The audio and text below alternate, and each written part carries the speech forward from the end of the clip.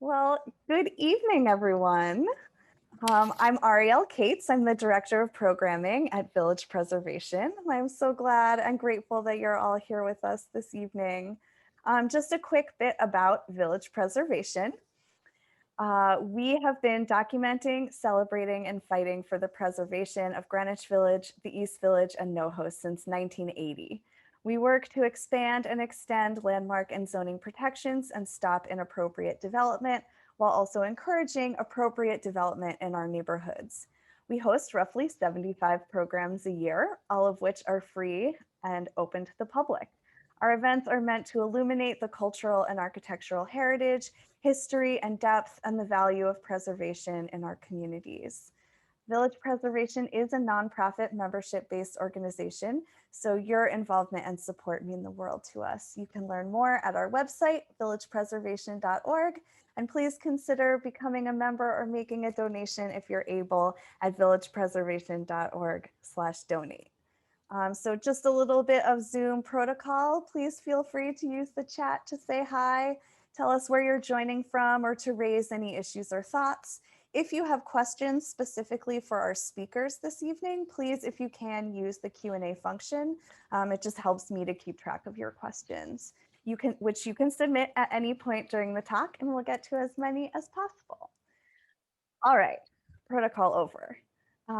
So without further ado, Art on the Ave was conceived in June of 2020 by 3 teachers who were struggling to find a way to discuss the year's events with their students.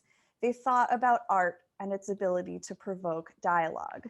Putting art in public spaces, the streets and sidewalks that took on a whole new significance through the lockdown, the protests, and the economic downturn became their way forward.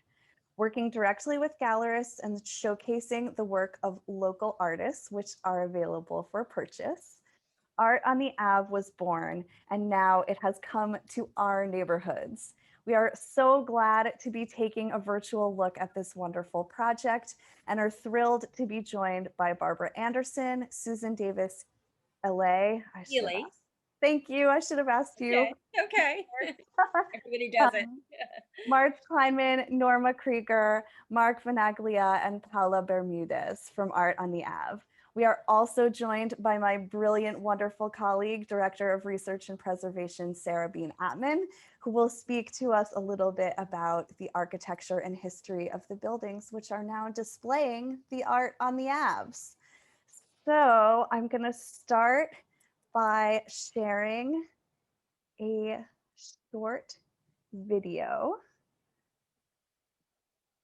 Here it comes. Oh, wait, hold on. Oh, it's better this way. All right, here we go.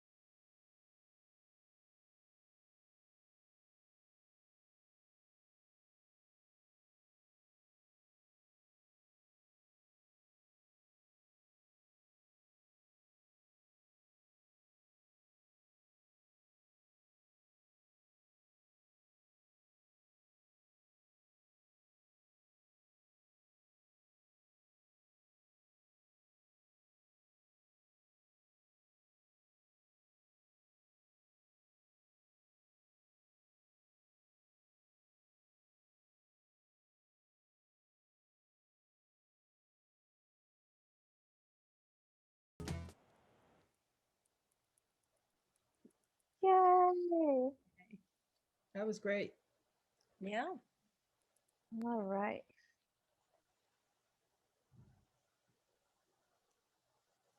Barbara, it's all you. Thank you so much. Hello. It's so wonderful that you're all here joining us tonight. I'm really very, very grateful to the Village Preservation Society for allowing us this opportunity this evening. When I first approached Andrew Berman and sort of talked to him about Art on the Ave, I was so excited at how willing he was to offer his support. And so we've been keeping in touch. And then Ariel came onto the scene. And together with Sarah, I'm really excited about this opportunity to bring art and architecture together. To me, they're one and the same. And so, and that was one of the reasons that we really looked to the West Village, actually. It's just such a different neighborhood in New York. And I thought, it would be a very different way to showcase art than our first iteration on art on the Ave. So this is number 2 for us. This Live the Village edition is our second opportunity. It's an opportunity for us to spotlight artists that are emerging artists that are perhaps underrepresented in the city, and we wanted to give them a chance, and we wanted to do that in high visibility locations. One of the main things that I'm proud to do as part of Art on the Ave is give artists the opportunity to earn 100% of whatever they sell during the show. And so putting the exhibit in those locations is quite important. But I just want to start by sort of letting you know how the whole crazy idea started. Putting art in windows is nothing new. I think that what makes Art on the Ave a little bit different is that it really is a community, at least in our minds, the way we conceived it. It's meant to be a community-based initiative, and we spend a lot of time trying to develop those relationships. So this village preservation opportunity is one of those relationships that I'm really proud to have been able to develop and establish. So what Art on the Ave it's about bringing together different constituents of a community. In this case, it's the West Village.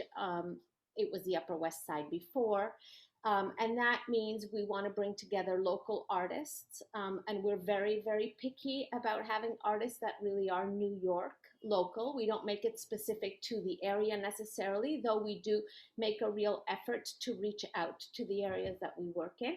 But it's bringing together the artists, bringing together the residents in the community, the neighboring businesses. That's a really important part of what we do, is we try to engage with the businesses so that they know what's happening, and we try to partner with them in some way so that the buzz that's created from the art also extends to them and hopefully helps them during this time in particular.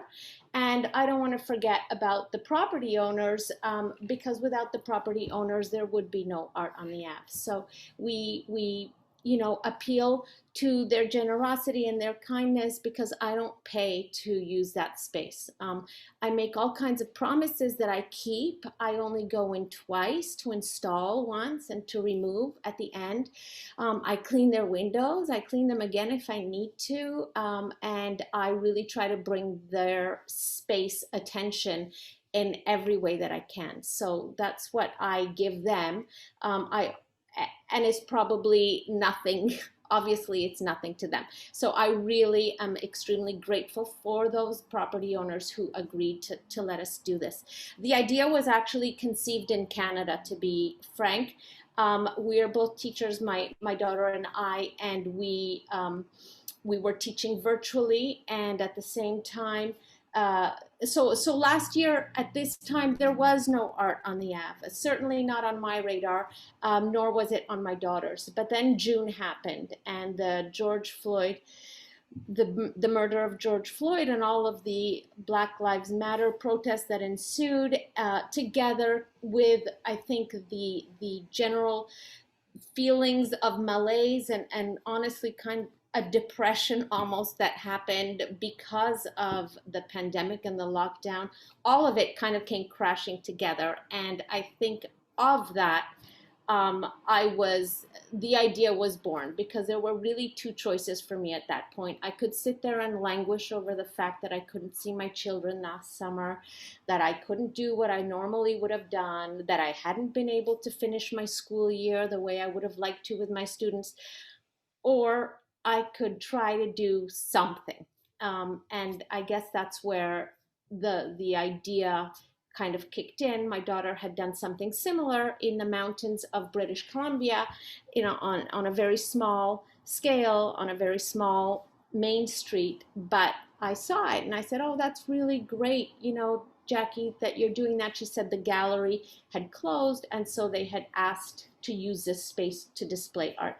She said that the property owners had actually been quite happy about it because it brought more eyes to the space, which I thought was interesting, and that, the neighborhood was excited about it. So very naively, I thought that, wow, that's great. I think that that's exactly what I need to do right here on Columbus Avenue, because it's depressing, Jackie. And because she's a wonderful daughter, she didn't laugh out loud. She was actually very, encouraging. Oh yes, good idea. But then I pursued it, and I pursued it a little bit more. And then I kept thinking about my students, and I always say to them, what's the worst that's going to happen? Just write the email. They're going to say no. Then you write another email. What's the worst that's going to happen?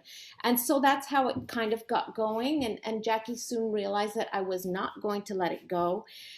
We were very fortunate in being able to forge a relationship with the BID executive director up here, and Nicole on the Upper West Side.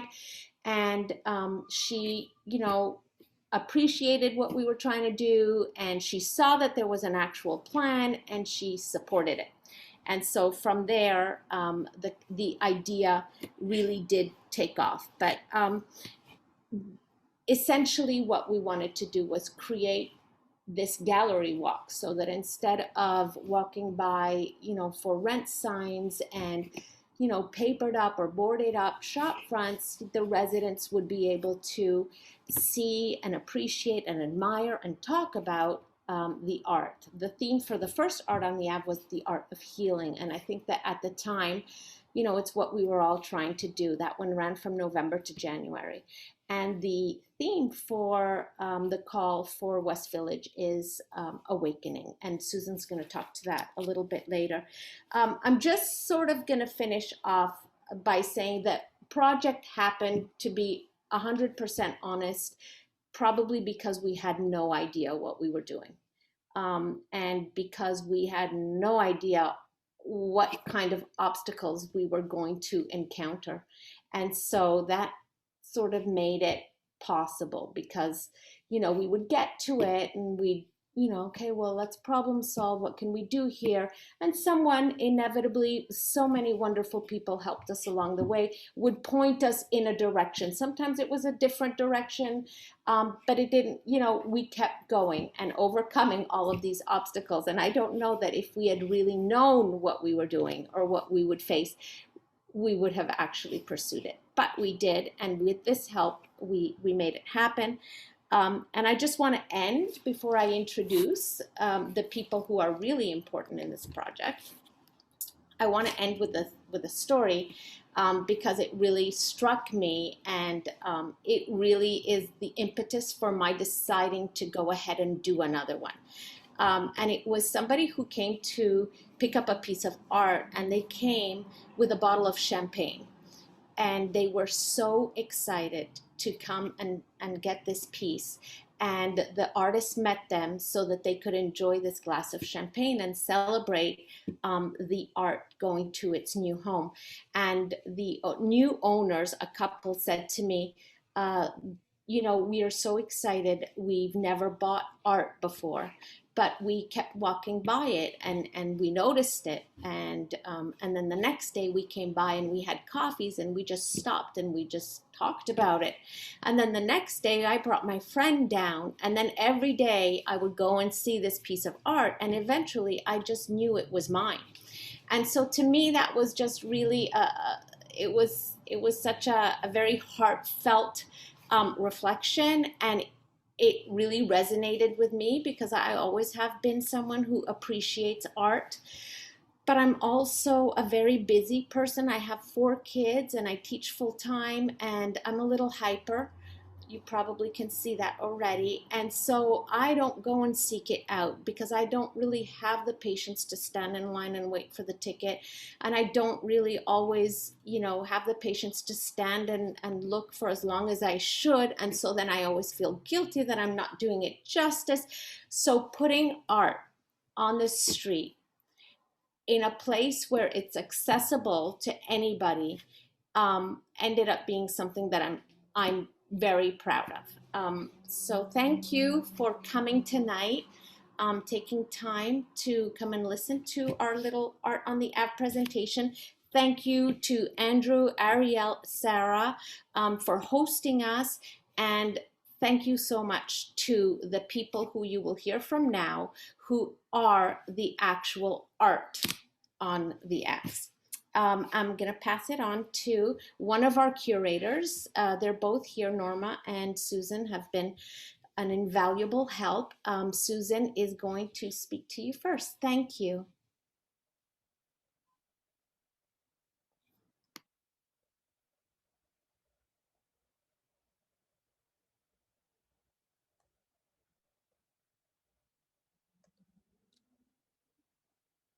Can we hear Sarah, Susan? Susan, you're on mute.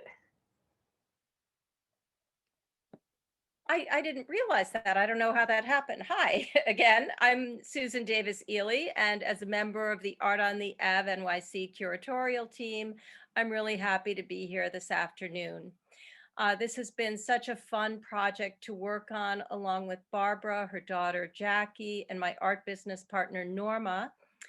And following all the hard work, I continue to enjoy walking around the village and looking at the art. It is so gratifying. The show basically is a really good opportunity to gather some friends together and go for a leisurely stroll through the West Village and to view some very good art by emerging and underrepresented artists. You start out at the Lucille Lortel Theater at 121 Christopher Street. The owners were really happy to donate the space since the theater has been dark for more than a year, and this offered a new way to present culture to the community. I think, you know, this is something we've all been really craving throughout the pandemic, and it's a healthy way to get out in the fresh air and just be with people in the community.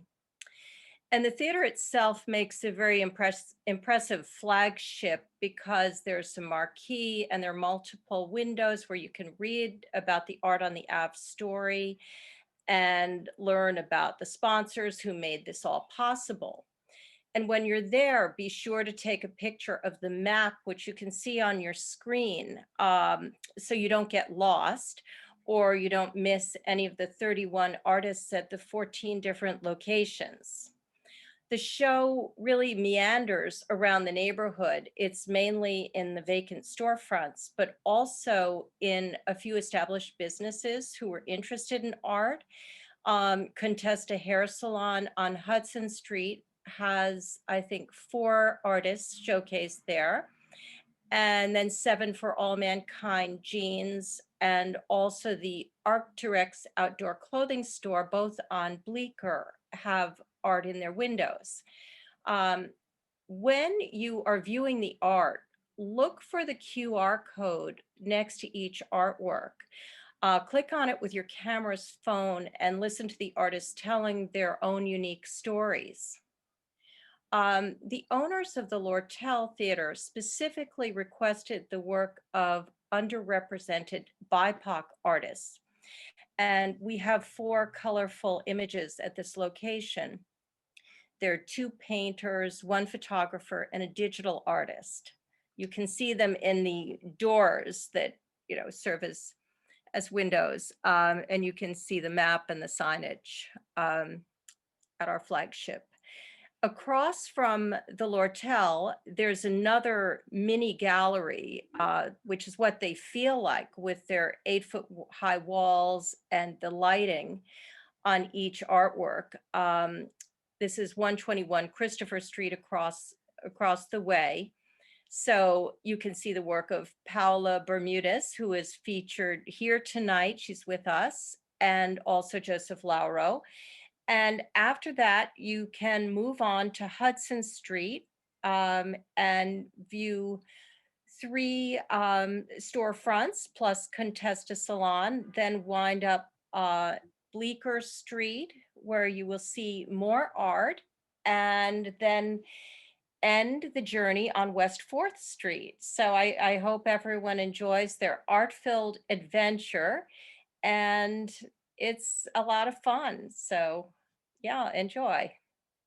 And I guess Norma, now you are on. Norma and I have worked together as curators for several years, and this has been so great to have this project together. So Norma, you can expand on what I've talked about. Okay, well, thanks so much, Susan. And I want to thank everybody for letting us be with you. And we're delighted to be working with the Art on the Ave project. We can't tell you enough how rewarding it's been fulfilling. And working with Jackie and Barbara has been a delight. But first, I'd like to start with a question. We get asked, Susan and I, a lot of questions about Art on the Ave, and we'll discuss that. I want to talk about the process a little bit. How did it come together in that way?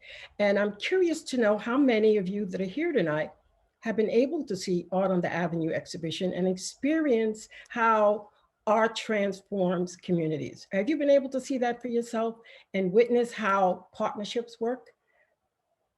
And if you did, what was your response? We'd like to hear about that. Did it move you? How did you feel?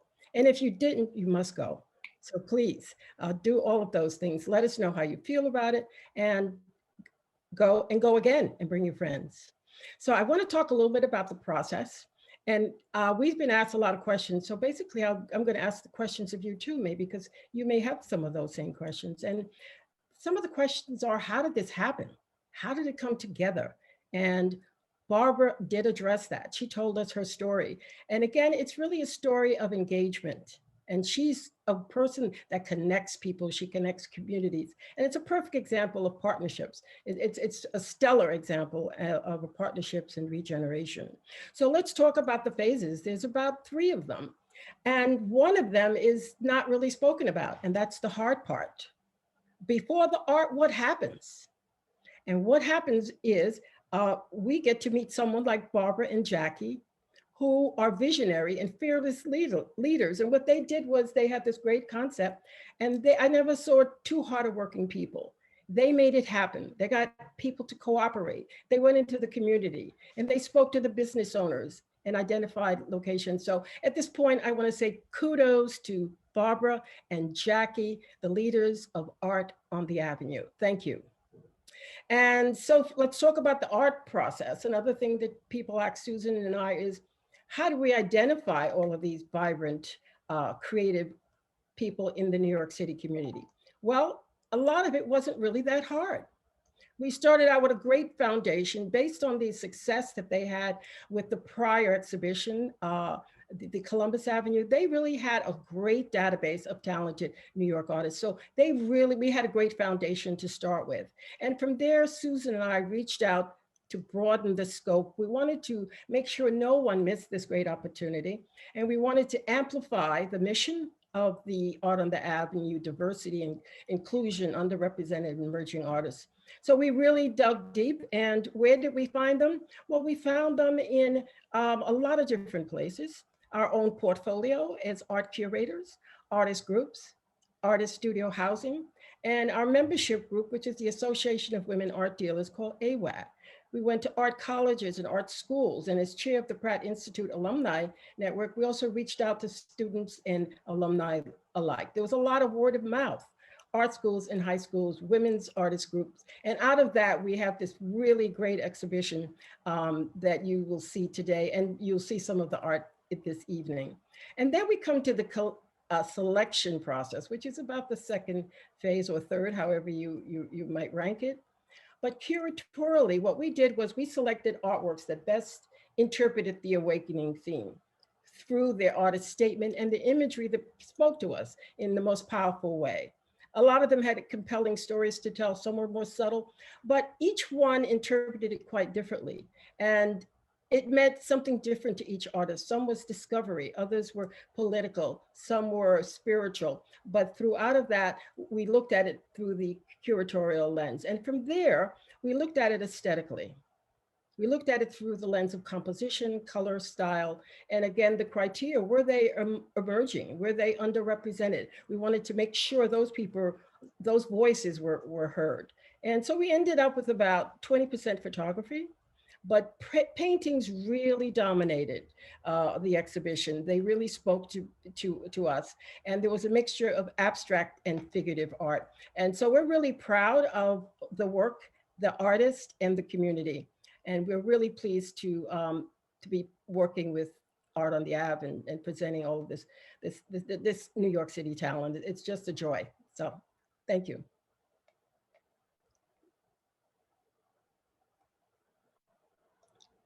Hello? Yeah. Oh, okay. Barbara, you're on mute. Sorry, and this is a wonderful piece by Taisha Mohammed that is in that Lortel Theater, isn't it, Norma? It's just really great, and I wanted to speak to it because as we looked at her statement, she really spoke to the awakening theme quite well. And some of the things she expressed is awakening in terms of her artist practice. It's always been a word that she would use to describe her journey, and she spoke to the journey. And as an African American, she talked about the discovery of self. Self is a deep awakening. We are, as a population, have to learn who we are as we go along, because it is not something that is always known, and in most cases kept hidden. So curatorial identity is important to her. I'm sorry, cultural identity.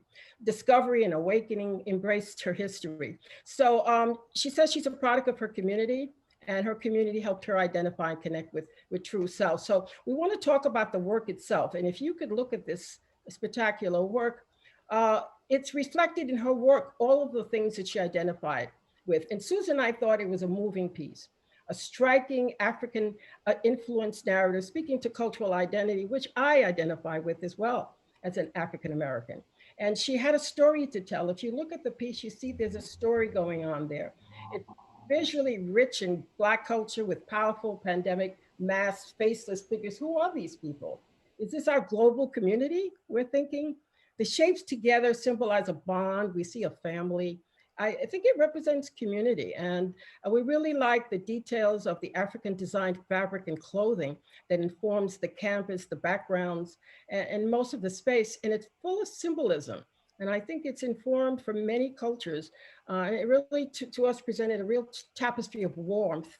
But more importantly, it's moving and it spoke to global community. And we love the pandemic masks as well, because it did speak to the times. So Susan and I were really moved by the piece.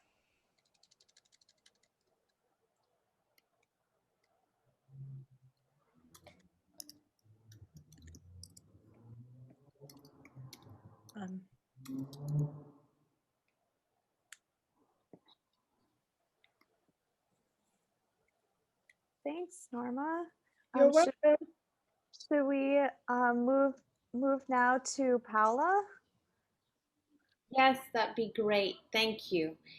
Paula is actually an artist that we first got to know on Art on the Ave Upper West Side, and she submitted again I would just like to say that I do not take part in the selection process of the art. I leave that to the art professionals. But I was very pleased when I saw Paula appear again in the West Village. Paula, would you like to share a little bit about this piece? Absolutely. Thank you so much, everyone. It's a pleasure for me being here. This piece also connects very deeply with the theme of awakening, because this past year and a half has been so difficult and so challenging in so many ways. The pandemic, social injustice, you name it. So this painting represents to me that despite all the difficulties, the sadness, all the problems that we can be immersed in, it's a lot better to be awake rather than numb or just not being there. That's sometimes we really need extra courage and strength to say, okay, I have to embrace this moment. I'm gonna take out the best that I can, and I'm gonna put my best out there, because we need to navigate this together. And I think that, yes, this last year and a half, 2 years has been extremely difficult for everyone in so many different levels of our society, families. And that painting represents to me that no matter the pain, the difficulties, all that, you can bring all that strength and to put it out there for yourself, for others, for your community, for the people that you can create like an emotional connection. That is what I really look for with my art. That is a lot more an emotional process rather than a mental one. And if I can create that connection with the people that is out there looking at my painting, I feel that I have reached the point that make me happy, and that I have given some joy or some way to communicate with others through my art. So that is why my painting was awakening for me, and that is the meaning of that. And the name of your painting is? Fearless. Fearless. Yes, that is what everything rounded up what I just said. Thank you so much. Norma, would you like to introduce our next artist? And the next artist is that Marge? Mark. Vanaglia. I think I'll have Susan do that. Susan, do you mind? Oh, I'd be happy to. Okay. This is the work of Mark Vanaglia. And this is called Lisa Sfumato. Clearly it's recognizable as the Mona Lisa. And Mark can say, more specifically about his work and what he does. So, okay, so Mark. Beautifully pronounced on sfumato. We can get to that in a second. That's Leo's technique of capturing smoke and rendering. And that is part of why I made the painting. But what I especially love is where Lisa Sfumato was placed for Art on the Avenue, because the actual Mona Lisa is about the size of a postage stamp in relation to this epic glass wall. You can't even get near the Mona Lisa anymore. And so when you stand on Bleecker and look through the shop, you're getting an enlarged version of what it's like to see Mona Lisa at the Louvre. And what no one can see anymore is this crackle that covers her entire surface. And the crackle is meticulous. And I've used the trompe-l'oeil technique, which is French, to recreate the crackle, but I've excerpted the crackle. On the actual Mona Lisa, crackle covers the entire surface. On my version, I've intentionally left it out in specific areas. So I'm working like a cubist with a sense of dimensionality, let's say. So you really get that sense of Mona Lisa at the Louvre behind the glass wall when you're looking at the way that this painting was installed by the curators of Art on the Avenue. And I'm so thrilled with the way that everyone collaborated and made that happen. So to many people, the definition of Renaissance is also awakening. And that's what's happening in the Village right now for the majority of the history of the West Village. And I know we're going to hear about this later from the preservationists. The majority of the West Village life, artists have lived there. And their work, their poetry, their paintings, their sculptures, their fashion, their commentary on gender with the way they would dress. And we've all seen the photos of Duchamp in his alter ego as a woman. All of that happened when he lived in the West Village. And as much as I loved the commerce on Bleecker, I felt like the artist community had been shut out when Bleecker Street started to look like Rodeo Drive. So to see all of these paintings and sculptures and photography return to the West Village, that's an awakening. That's a renaissance of the West Village, right? And it's so exciting to be a part of that. And so why is Mona smiling? You know, because everyone in the West Village knows that the West Village will always self-correct, and it's already happening. The West Village is being returned to the artists, to the villagers, you know, members of my family who were not especially pleased with my coming out. They were certainly proud of being villagers, you know, in the Italian community that maybe didn't understand gay or lesbian, but they knew that these artists were hungry, and you know, a plate of pasta was 50 cents. Some of those divorced women who created those restaurants were friends of my great aunts. I think of all of those people when I walk the streets of the West Village, and being able to contribute a painting that's now on Bleecker, it's just magnificent for me. I really feel like I'm coming home. I'm able to do that. And hope that makes sense. And I love questions, and I probably talked way over my 60 seconds. So thank you everyone for being, you know, aware of that too. Okay, that's it. I'm gonna stop. That's it. Thank you. Thank you, Mark. That was so nice to hear you talk about the work. We've spoken before and exchanged emails, but it's so nice to get to hear you speak about the Mona Lisa. I call it the Mona Lisa smile. And I love seeing it in this one's on Bleecker, correct? 353 Bleecker. Mm-hmm. Yes, yes, it is. Yes, And, thank you. And our next artist, Norma? Yes. So our next artist is Marge, and we are really excited. Susan and I selected her painting, Queen Jean, because it was just so dynamic, and it really represented the feeling of people's identity and being themselves and speaking their truth, as well as being an excellent photograph. We just really thought it was really indicative of that. And the person in the image is a prominent member of the community called Queen Jean. And also Marge is going to speak a little bit about herself, because she is doing really great work in the community and in her field. And she'll speak a little bit about a project that she's working on, where Queen Jean is a part of a larger body of work of 100 photographs. So we look forward to hearing about that as well. Thank you so much, Norma, and Norma and Susan for selecting this piece, and Barbara for hosting the whole exhibition. It's just been amazing to be a part of. When we looked at which piece from our collection to submit, myself and my team, we just knew Queen was it in terms of awakenings.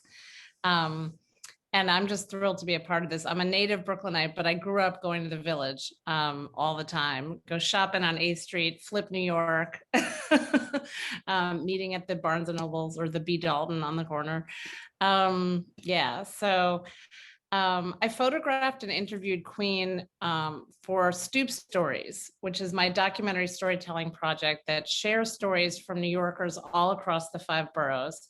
And I'll put in the chat info on how you can see more about us. But Queen and her story, she's a costume designer and an activist who leads weekly protests for trans liberation and for Black Lives Matter, right on the stoop at the Stonewall Inn. So it was a perfect stoop story.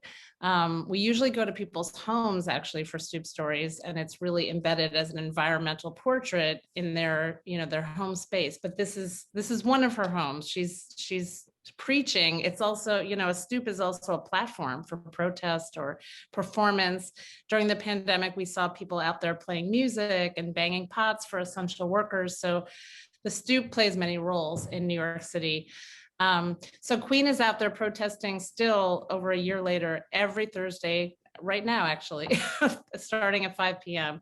And you can join, and it's a real celebration. It's singing and dancing, and everyone comes out, and it's a very peaceful form of protesting.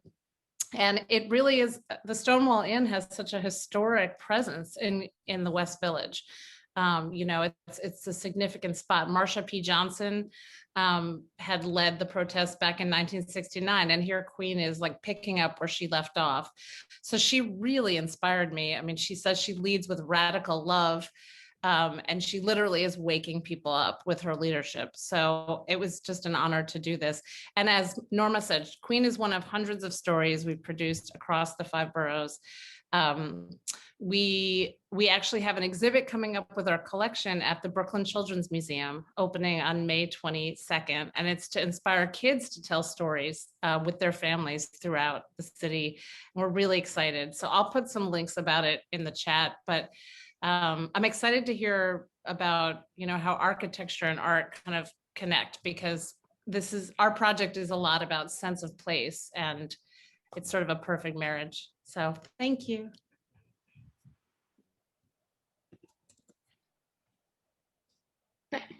Thank you to all. Thank you to our curators for introducing the artists, and of course, I'm so proud of the work that you've put there, and that people get to enjoy now. It's beautiful. Thank you, Barbara. Thank you. It's very gratifying. And I think, Sarah, are you going to fill us in on some of these locations? I'd love to hear a little of the history. Okay, I'm a little intimidated. That was an incredible presentation by all the artists, and I'm just the boring historian who everybody get your cup of tea now because this is the time. But thank you all so much for having me. This has been so wonderful to hear and so inspiring. I put together a little presentation.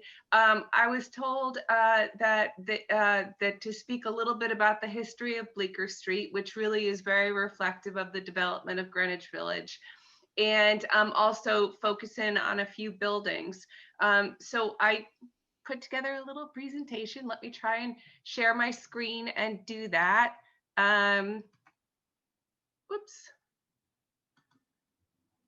All right, putting on my glasses. I'm still getting used to glasses. Whoops. You're doing great, Sarah. What? You're doing great with the glasses and the yeah. Okay, yeah, super impressed with that. Okay, here we go. Presenter view. Move this over here. Love having 2 screens. It's my favorite thing in the whole world. Enter full screen. There we go. As Ariel said, I'm Sarah B Natman. For almost 6 years now, I've been the Director of Research and Preservation for Village Preservation. Several years ago, I got roped in to doing a walking tour on Bleecker Street. And so I don't always get the privilege of being able to focus in on a very specific part of our area.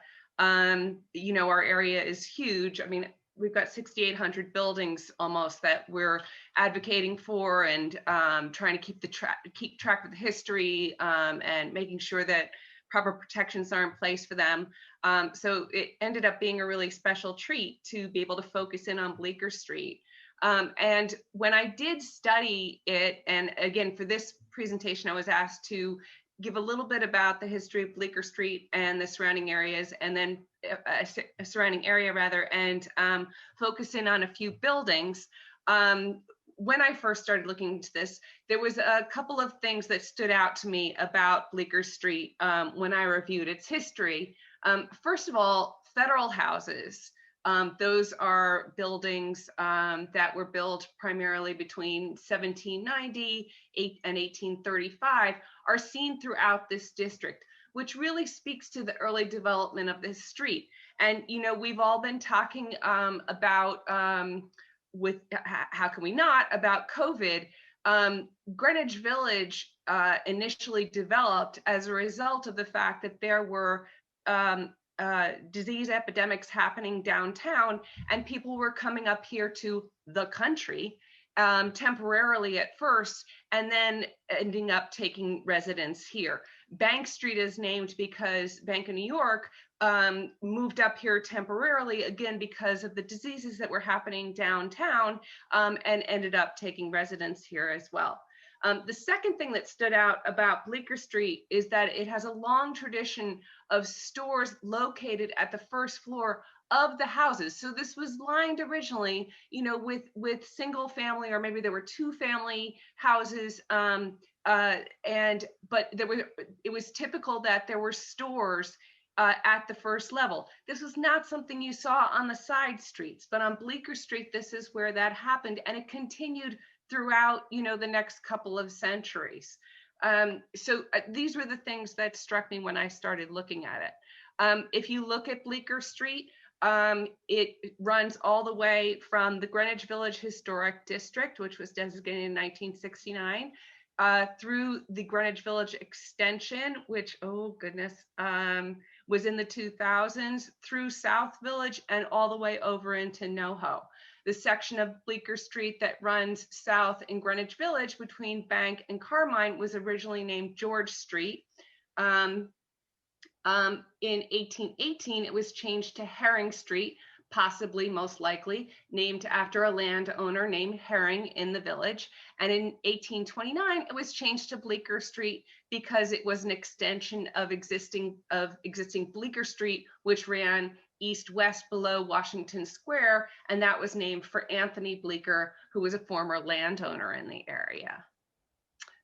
So the area of Bleecker Street and its surrounds that falls within the Greenwich Village Historic District, which was designated in 1969, shortly after the passage of the New York City Landmarks Law, which was passed in 1965. According to the designation report, this district, quote, and this was written in 1969, which I think is kind of extraordinary since the law was so new, quote, of the historic districts in New York City, which have been designated or will be designated, Greenwich Village outranks all others. This supremacy comes from the quality of its architecture, the nature of the artistic life within its boundaries, which all of you have demonstrated. I'm going aside from the quote, it continues to this day, which is so fabulous. Back to the quote, and the feeling of history that permeates its streets. The designation report went on to say, quote, what is exceptional about Greenwich Village is its many tree-lined streets, the human scale of so many of its buildings, and the special architectural quality of its houses.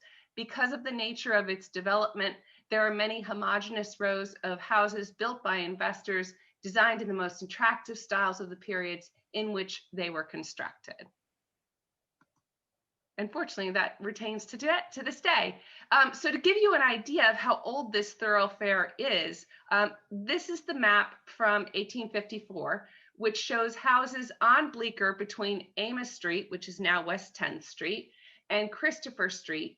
And if you look here, so you see Bleecker Street on your left, and to your right, or to the west, on the west side of Bleecker Street, these are wood framed houses as indicated by the yellow. The yellow indicates wood frame and the red indicates masonry.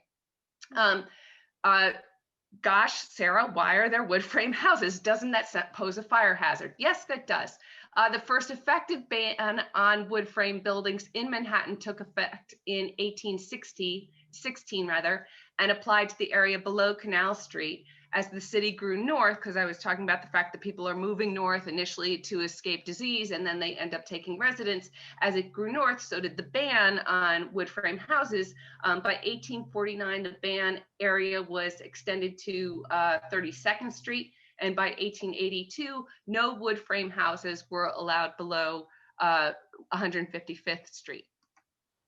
But these are the houses today. So later they had brick fronts added, but still they're wood frame behind. And here, so what you see on your left are 343 and 345 Bleecker, which are identical. They were built in 1830 to 1831, later had the brick fronts put on. And they were built on land leased from the gun estate by Alexander Lounsbury. Shortly thereafter, Lounsbury opened a shoe store.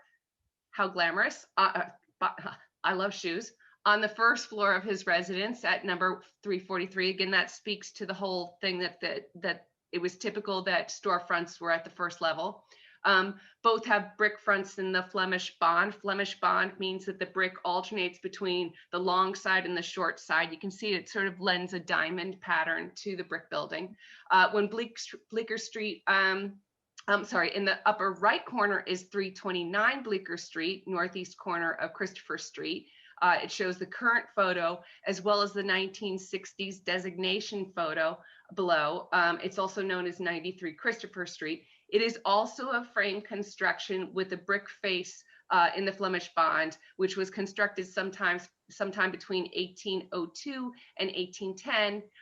When Bleecker Street was widened in 1828, number 329 has a slice of its west wall removed, and the facade we see today with its central window and the corner arched windows, you should see all the way on the right, bottom right, was flanked by these quadrant windows and dates from this period. The neighboring houses, numbers 331 through 337, were all part of the same property and owned by William Patterson, who was a grocer who lived at 329 over his store, as was the custom in those days. So you can see that the initial housing along this thoroughfare was by tradesmen. This was not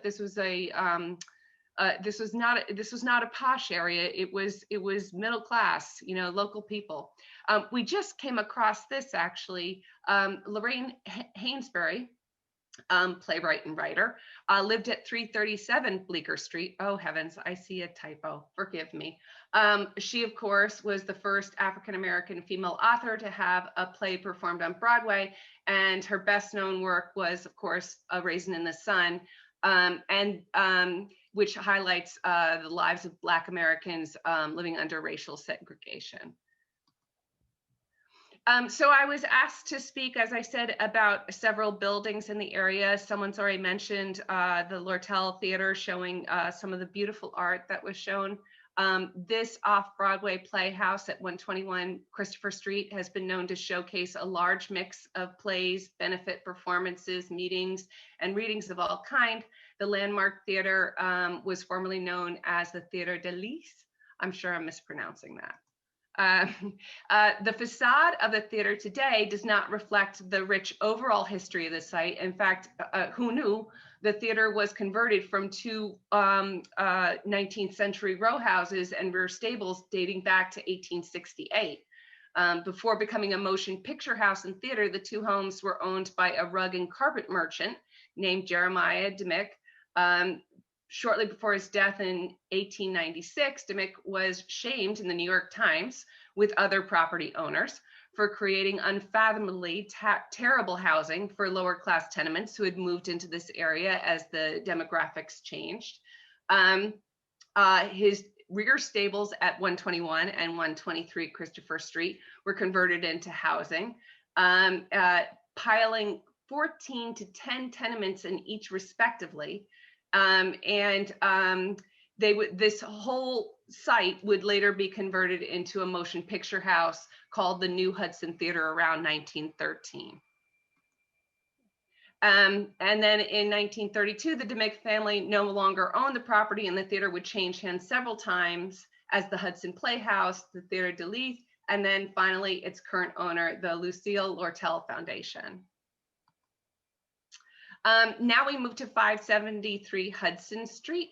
This shows some of the commercial change that happened in the area. According to the Greenwich Village Historic District Designation Report, quote, "This striking loft building was built in 1892 for Smith Darling Company. It was designed by Ralph Townsend. In its upward progression, it is a visual testimonial to the fact that the largest windows were needed at the bottom and the smallest at the top. The intermediate brick piers only begin at the third floor, and the round arched windows of the top floor introduce brick between them, where slender mullions sufficed for the windows below them.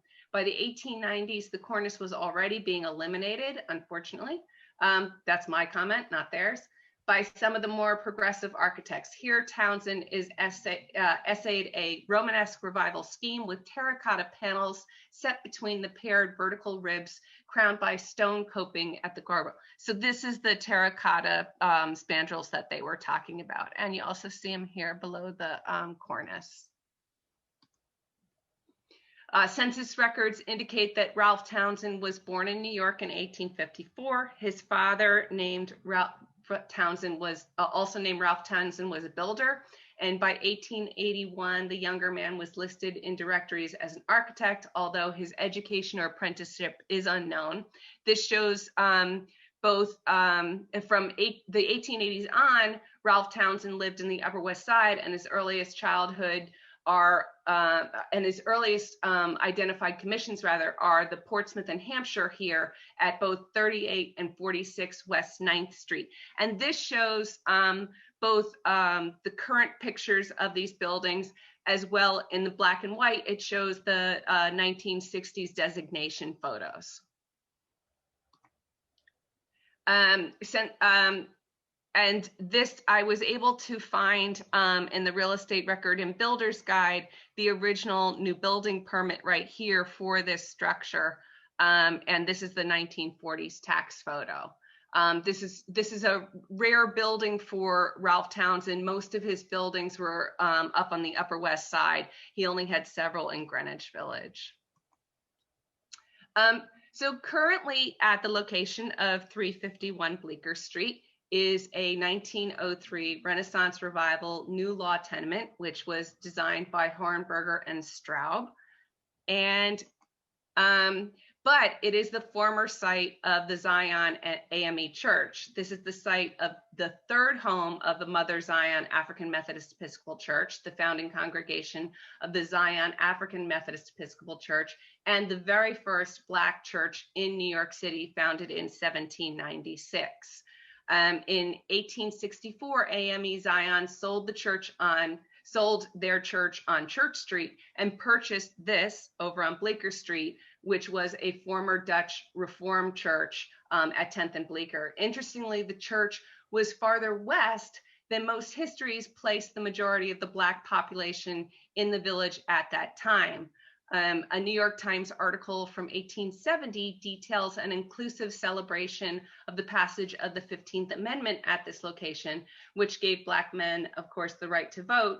And it took place here. The church's time on West 10th Street was known as, quote, the flourishing period for the church, and the conference's expanding wealth and success.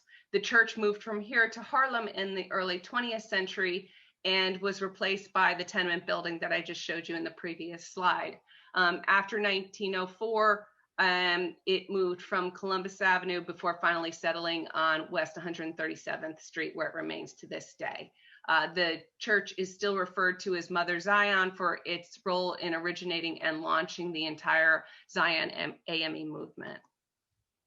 And so I'm ending here because when I first did my first Bleecker Street tour, we were able to move all the way through into NoHo. So I'm taking you to Father Demos Square in the hope that someday we'll all be back on Bleecker Street and touring it in person. And so I'll leave it there. I hope I did it anywhere near justice compared to the beautiful art that I just saw. Sarah, thank you so much. I loved that Bleecker Street walking tour. May I ask you to stop the share for me, because when I do it in full screen, I can never get the... Oh yeah, you bet. Thank you. Thank you. Great. Ariel, I know you're gonna start the Q&A, but I just want to say that that was so interesting for me to listen to, and it was one of the things that we knew it was going to be site specific, and it was going to be very different feel and atmosphere to Upper West Side. But seeing those buildings, and I'm there all the time, but I never look at the buildings properly. I never look in the storefronts, and that was one of the exciting, a little bit frightening challenges that we had. The storefronts are actually so very different to storefronts in other parts of the city that it made the installation quite different from what we had done before. Anyway, but thank you so much for that, Sarah. I thought that was really interesting. I'm curious about how it was different. Oh, well, it was very much, honestly, it was actually very much more straightforward on the Upper West Side, because you have just very, I don't want to insult the architects, but just very bland, open, wide storefronts and windows. It's just very easy to put in the gallery walls, just white walls, and fill it up.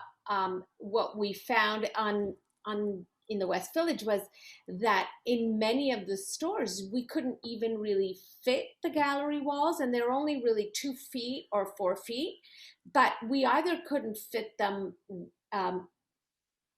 because of the width, or sometimes the ceilings are much lower. That's another aspect that was really interesting.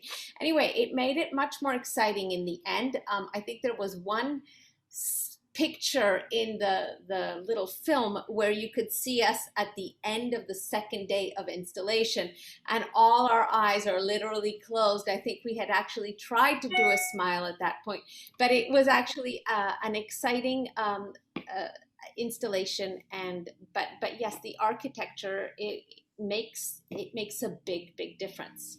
One of the things about the windows in the village was that there are sort of these little ledges by the windows. So we had to use easels in some cases, or, an easel and then a wall behind it, but we couldn't set up a regular wall. So that was something that was a different configuration, sort of like a shelf right after the window. So I really appreciated, Barbara, when you said that if you had known what you were getting into, you might not have done it. I've gotten a lot of questions from folks saying, how the heck did they actually do this? How did you find the sites? How did you get the sites to agree to display the art? How did that happen? Well, the first time, as I said, we were working in a location that has a bid, and we didn't even know what a bid was. Now I realize how very important it is. It's a business improvement district. And I think that they're kind of like down at the street level. They're not really a governmental agency, but they work with merchants and they work with landlords in their area, and they have very specific determined areas. So Nicole Painter, who runs the Columbus Avenue BID, she took that on, and she has those relationships already with property owners. When we decided to go to the West Village, there is no business improvement district in the West Village. I believe that they're trying to establish one, but it's not there yet. And so I had to find the property owners, which is really not very easy to do, actually. For a variety of reasons, because they know someone like me is going to go and approach them, they don't necessarily want to be found that easily. And there are always the brokers that are kind of the intermediary. And then after the broker, there's the property manager. And all of these layers are supposed to keep me away from the property owners. And, the truth is that, once I make my mind up, I was going to find them. And some of the ways were probably not conventional. And if I was working with a big team, team or a board, they might have tried to stop me from using Instagram and finding them on ski slopes in Vail and asking their kids if please could they get their dad to answer me. It didn't matter. I tried it all. And so at the end of the day, the reality is that when I actually get to speak to one of the landlords and I explain exactly what I'm going to do, it's not that big of a deal for them because I am not using the space. I provide the insurance. I get my own insurance. Got it. And that's always a big question that they have. I literally go in only on the day to install and the day I leave, and I keep my promises. If an artist sells the work, the artist needs to tell the new buyer, sorry, but this needs to stay in here until the end of the exhibit because I will only go in again to remove the art. So anyway, I explain that, and I think truthfully, I think in the beginning the teacher angle kind of helped me a little bit because everyone is willing to listen to the teacher for the first 2 minutes. So it bought me 2 minutes. And then after that, I had to have a solid plan. I think that the fact that we had succeeded already on the Upper West Side, that's helpful. And so hopefully that'll be something to build on. And I do try as much as I can to recognize them for their efforts. I invite them to gallery walls. Some of them have taken me up, most have not, but it doesn't matter. It's not the easiest part, but it's also a challenging part. And I kind of liked it in the end. It's very stressful. I'm also curious, what have the student responses been to the artwork? The students, kids that I've taken? Mm-hmm. So, well, first of all, I haven't been able to take as many kids as I would have liked. That was a big component of the whole project for us, that educational part. But because we opened the first one in November, when the schools had actually just shut down, we really weren't able to make use of that so much. So a lot of teachers actually have told us that they've used the digital resources and they've written to us about several lessons and sent pictures. We did have small groups that would come with their parents. A few of the schools on the Upper West Side had little pods that were running, so the pod would call and organize a little gallery walk. We've had a few groups down here in the village, but again, the public schools are very reluctant still to take kids out, even though, you know, the whole thing was designed to be safe, to be outdoor, to be, obviously, it's socially distanced. You know, I've got these, that was the thinking behind it, to give them an opportunity for an outdoor classroom. So hopefully we'll have more groups coming out now, especially that the CDC is sort of changing the guidelines a little bit. Hopefully they'll be able to relax it a little, and in the month of May and June want to get the kids out.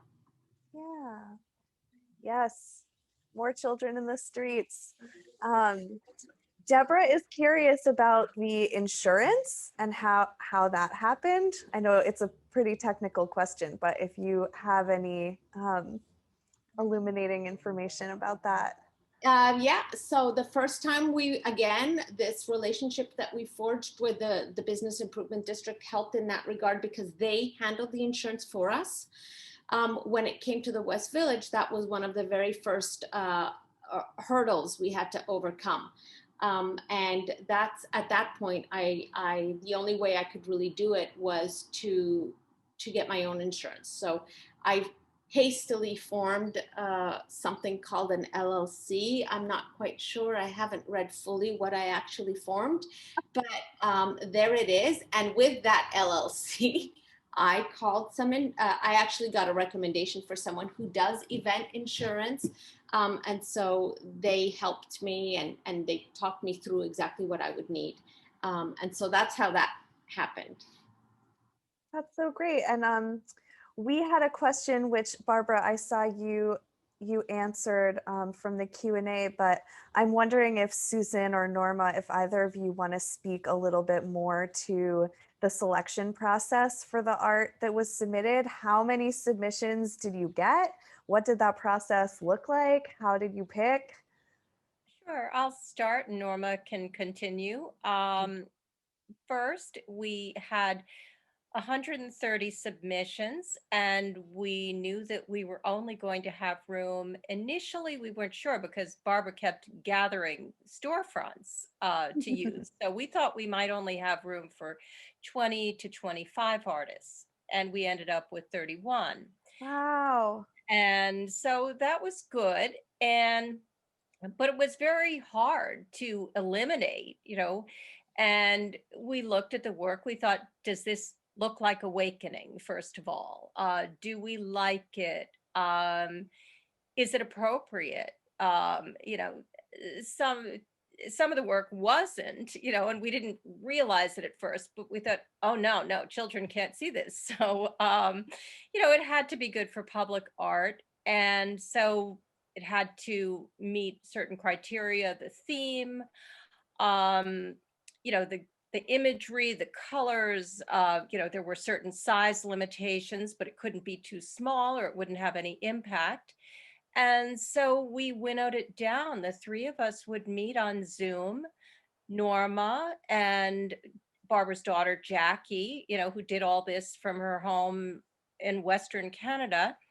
And for the most part, we really agreed. We had kind of the same list, but then every now and then it's like, oh no, look at this one again. And then sometimes we'd find an artist who was too well represented, and we thought, oh, their work is great, but they've had so many shows. We can't, do that when there are other people who need an opportunity.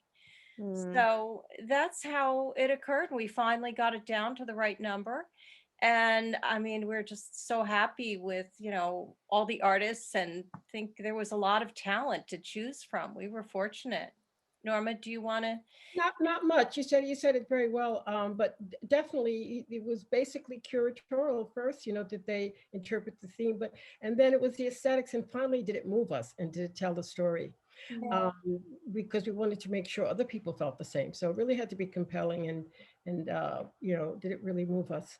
But it was great, and it was great working with Jackie. I mean, she has great curatorial skills, and we worked as a team. It was really a team effort. It was collaborative, totally. I mean, working with Barbara as well, because Barbara is part of all of it. Even though she says she steps away from. Oh yeah, I know. She's curatorial part. She has great taste. So every once in a while we'll certainly lean on her too. But it was a collaborative effort and a very enjoyable one. I just want to add one more thing. Having three people really worked, because sometimes, like every now and then there was a difference of opinion, but if two ruled for or against, we went with that. So it really worked. It was balanced. Right. Odd numbers are helpful for a tiebreaker. Yeah. Well, this just has been so wonderful. I'm so grateful to all of you for the persistence and the vision and the art and the work and all of it. It's really, really beautiful. It's a delight to have on the streets. We love things like this in our neighborhood. We talk so much about the history of art in our neighborhoods, and seeing it manifest today and into the future is just such a really special thing. And we're so delighted to have you all here. So thank you. Well, thank you so much. So really much. enjoyed this. Yes, Very much. yes. This is wonderful. We are recording this, so we will send out the video if you want to share it, or Great. Yeah, anything like that. And many links will be coming also in your inbox, along with just a short survey. We always like to get feedback on our programs. So thank you all so much. Thank you so much, Ariel, and thank you to Andrew Berman and to Sarah. It's been wonderful, and I have to thank my sponsors. Yes. Mount Gloomy and Prospect 33, extremely generous and forthcoming, as well as the Gear King family and Brookfield. And we thank all of them for helping us put it together. Yes, and Deborah, thank you for this wonderful question. The art will be up through mid-July. Is that true? Through July 8th. Great. Yeah, so we will send you all the link to the map, and go take a walk and enjoy it. And if anybody wants to do one with any of us, please reach out. We're happy. We go down very often, all of us. So we're just happy to meet even at one of the locations anytime. Bye and thank So you. great. Hi, thank you. Bye. Take care.